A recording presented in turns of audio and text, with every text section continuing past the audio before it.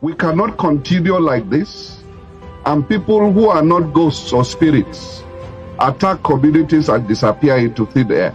And I remember, sector commander, you were the sector commander, when the corpse of a soldier was found, and you arrested people. Did you arrest people? You arrested people? In Tanjol, you arrested people. Why is this there no arrest? And General Agi, we need to release those young men immediately. If you have any evidence against them, charge them to court, but they must be released immediately. And I'm going to talk to the GOC. Let's not escalate this matter. Let's not provoke people unnecessarily.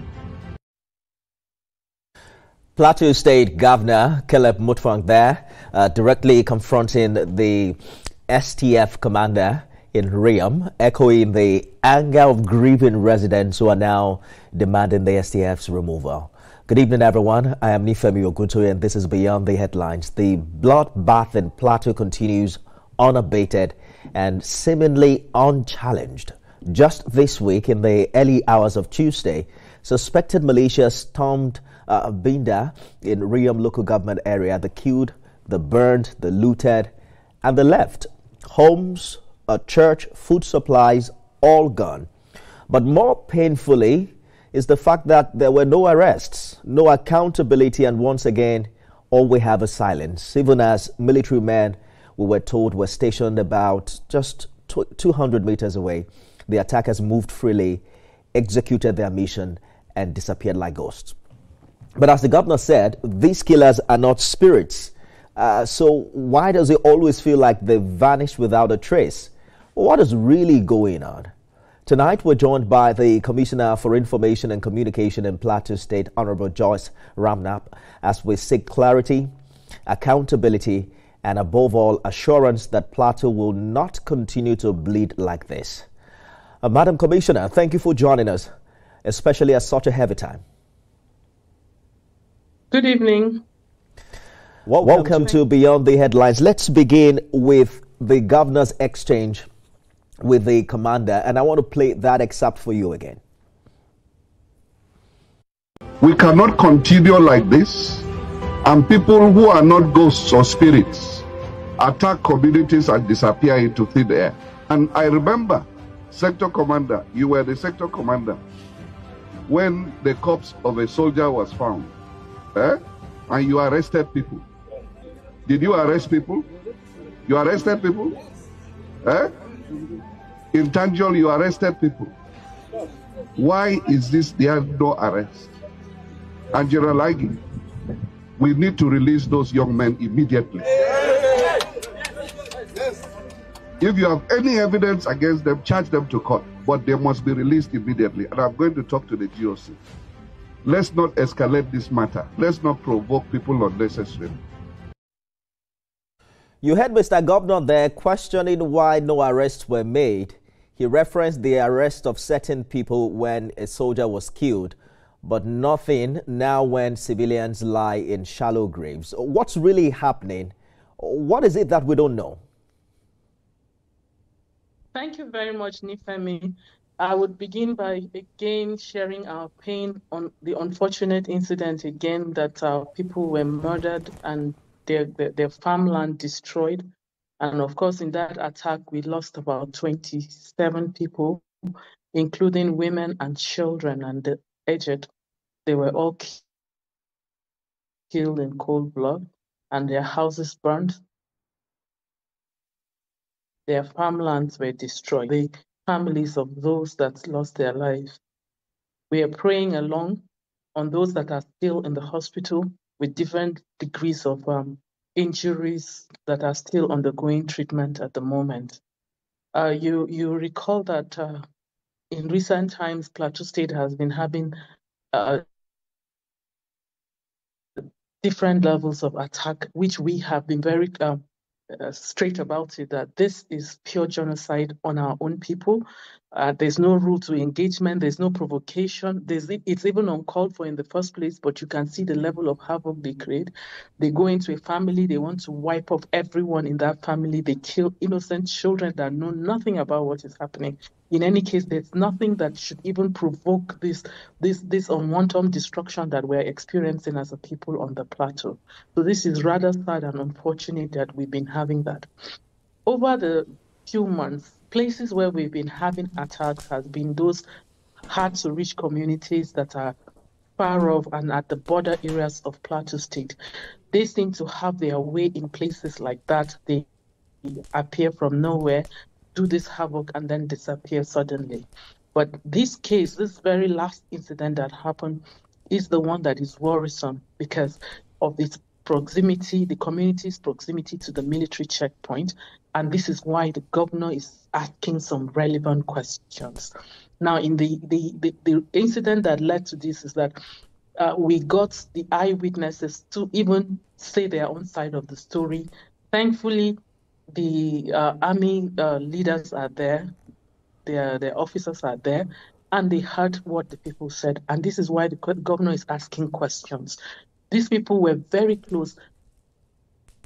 Within, from our own judgment, it's about 200 meters from where those people were killed and where the military were operating from. And this is why he was asking those questions.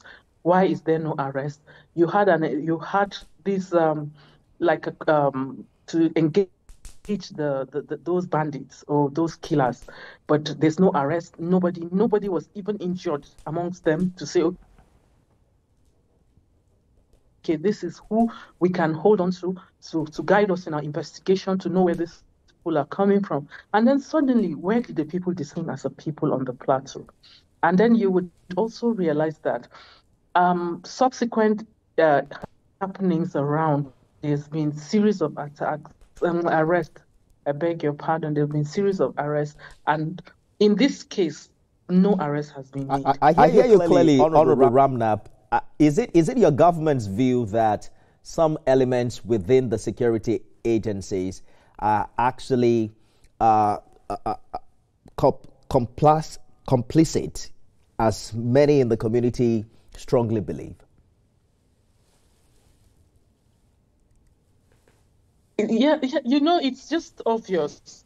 However, it's very obvious, right? But we are also very careful to not to just stereotype the efforts of the gallant security operatives that are helping us as a people in Plateau. They're still protecting us as a people on the Plateau. Some are very dedicated to their jobs, doing their best to give the proper protection that we need as a people. But in a situation where it is this obvious, and you can hear from all the statements that the people made, your pressmen, your crew were there, and they heard the positions of the community, the youth leader in that community, the pastor in that community, where 6 people were killed in his home. He also made a statement. The traditional ruler in that community also said those things. So it's just obvious, but it's natural for us to begin to ask questions so that we're sure that they're taking the right steps towards dealing with this situation. Whatever happens, we need to also close this gap of mistrust between the communities and the security operatives, so it does not escalate. So it's just proper to ask the relevant questions so we get a lasting solution to this situation that we're faced with.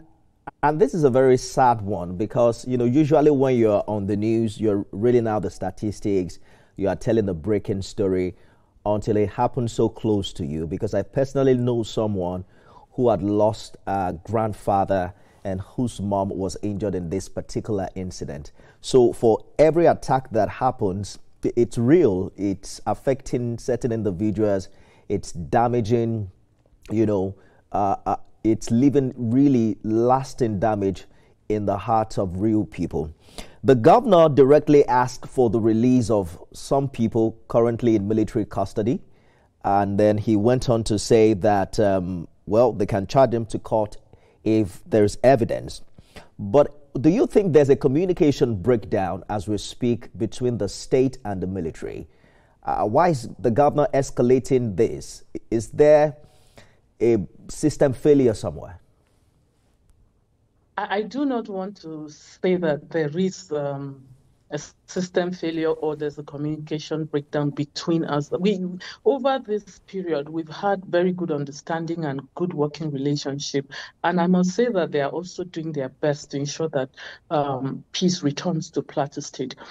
You would agree with me that in some cases, this level of criminality, it's like hybrid. It's getting different by the day. The dimensions at which they are coming from keeps changing and all of that.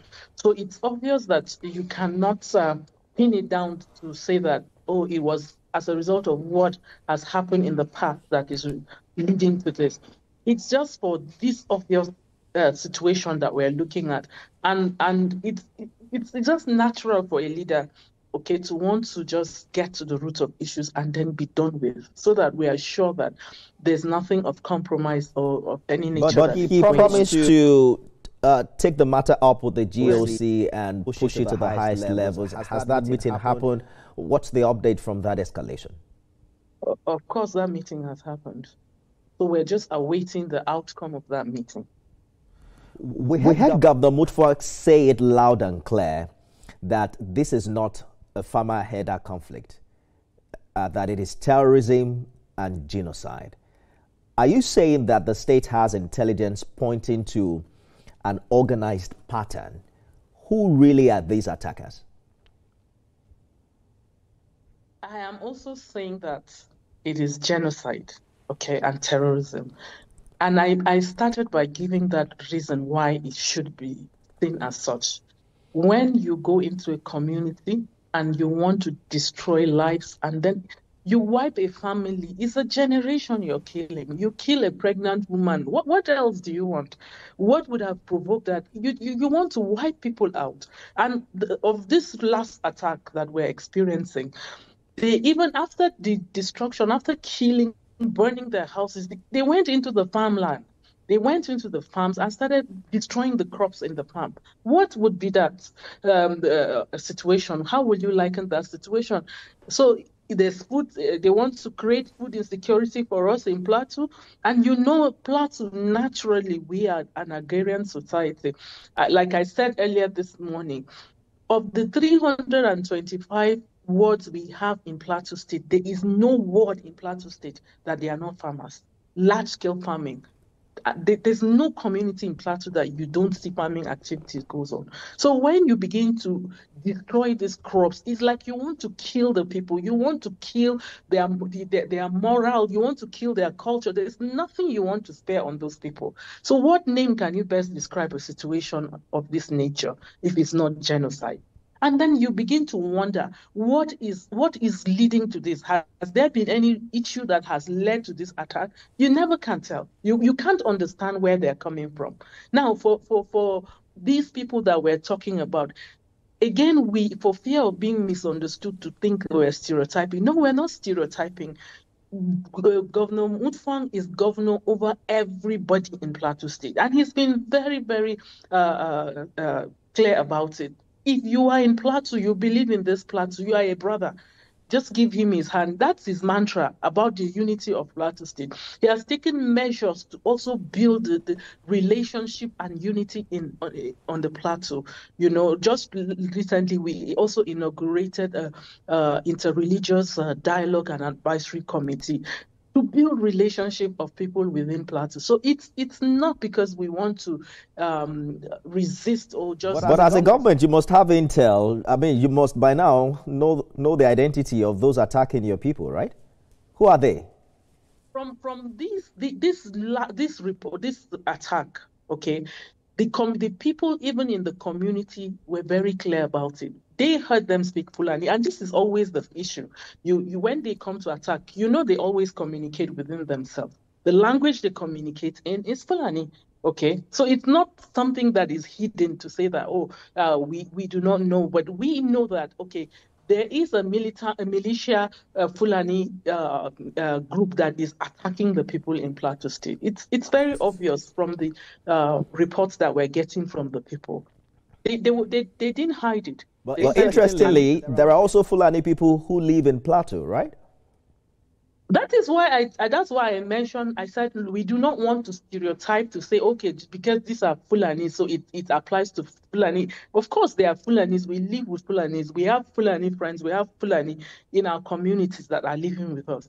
Again, you still find these elements appearing, and then they do this destruction. And sadly, too, the mode of operation they come with is that they come, attack, and then they go out. They come, attack, and they go out. Okay, and this that is more frustrating is the fact that you cannot hold on to anyone to say, okay, where are you coming from? Are you the Fulanis that are within our community, or you're coming from elsewhere? As all sorts of insinuations is going on before us. Let us talk about the security architecture in Plateau as it is currently constituted. What exactly is the relationship between Plateau Security Network and the federal forces? Are you getting the kind of support and sincerity that the state needs to truly secure these communities? We are getting that support, I must say. We're getting that support. But I want to believe that the security forces are kind of stretched with the kind of happenings around us. I do not want to limit it to Plateau, but I think it's a national issue that needs attention. Okay, and this is why for us as a people in Plateau State, our position is that the state policing should be an option that we look at. The state policing should be able to guide, to cover for the conventional security operatives. You know, the efforts of our own state policing here, we have an Operation Rainbow. It's called Operation Rainbow, and that's our own state policing outfit. And the governor, on coming in, made efforts to rejig that security outfit. However, there's limitations in terms of their operations, and without the support of the federal government, again, there's no much that we can do. But for us, we understand that if these people are within us and they are Plateau people, they will understand our terrain better. Give us some more context to the kind of help that, because I believe you're referring to Operation Rainbow, right? I'm wondering how it currently... Constitutionalizing Operation Rainbow, supporting Operation Rainbow in terms of the basic, I don't know what name to call it. I'm not in the military, so I don't know what's the right word to use for calling for the kind of equipment or gadgets that they will be needing for delivering the security networking, to give surveillance, to give coverage to these areas.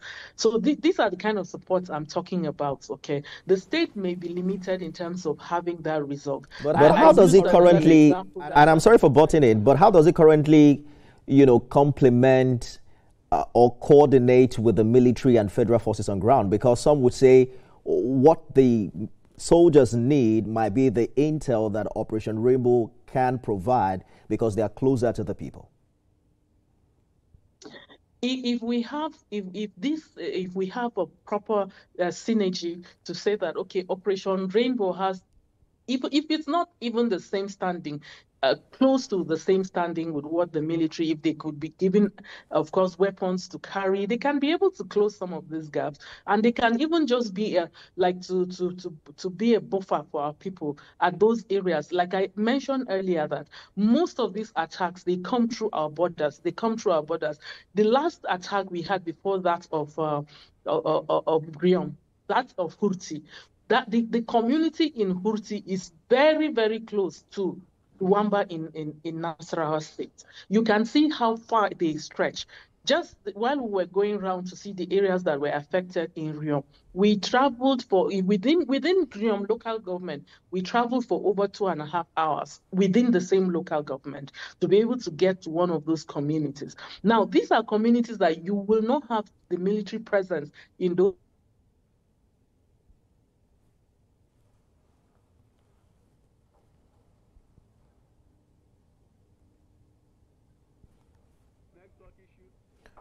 Well, we're working on reconnecting with the Commissioner for Information and Communication in Plateau State as we dig deeper to finding out the reality on ground, especially for a security challenge that has lasted for so long. We keep reading on the news every day, the challenges that people, especially farmers, on the Plateau face with what the commissioner called Fulani headers. And there's also the challenge of how much help they are getting from the federal government, and whether or not there is really a productive collaboration ongoing between state security operatives and also the Nigerian military. It's a very sad story, especially following the latest attack, which has seen that community now coming out to protest against the sector commander, suggesting that he was complicit in the recent attack. The governor you saw in the video earlier was asking if arrests were made when a soldier was killed weeks earlier, which he answered in the affirmative. But then 3 or 4 days after this latest attack, no single arrest has been made, and there were reports that security operatives were stationed just a few hundreds of miles away from where that incident transpired. It's another sad tale from the Plateau, especially when you look at the faces of members of this community, real people who have blood flowing in their veins, who have now lost family members, who have lost properties, who have lost farmlands, their crops, their food supply to these suspected militants.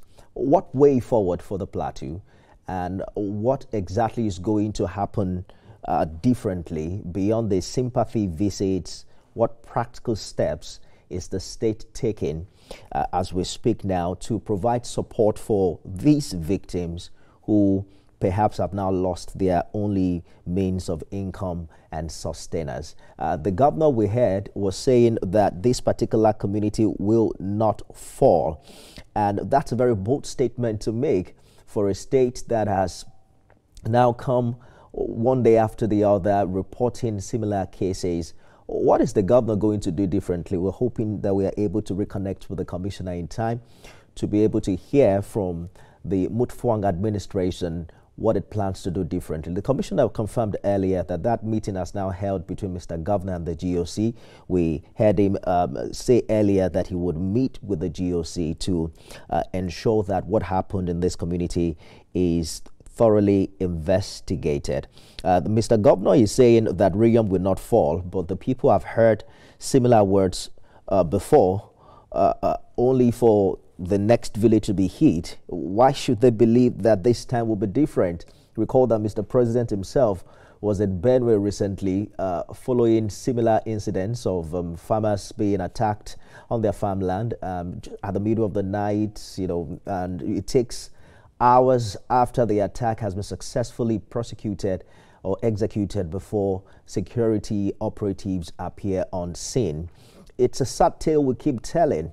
What must happen differently, and how is government reacting? We're following this story very closely. It is dear to our hearts. We're hoping that government, which has the responsibility of welfare and security to the people at this point in time, wakes up and do something differently for the sake of the people that voted them to power. That's our show today. We'll continue this conversation subsequently as we get more updates. You can watch it again at midnight and at 6 a.m. tomorrow. I am Nifemi Oguntoye.